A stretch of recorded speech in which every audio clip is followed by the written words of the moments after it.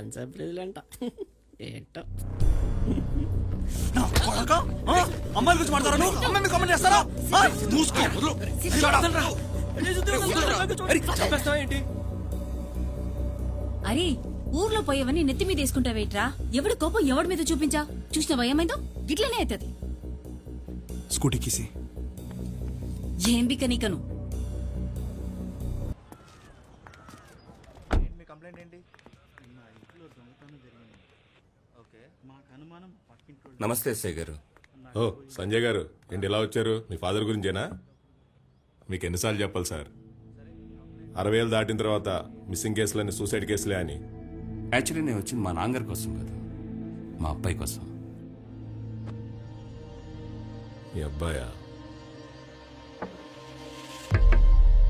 ఈ తాతయ్య కోసం పనులన్నీ మానుకుని స్టేషన్ చుట్టూ తిరుగుతున్నాను. ఇప్పుడు నువ్వు వాడు తయారయ్యావు.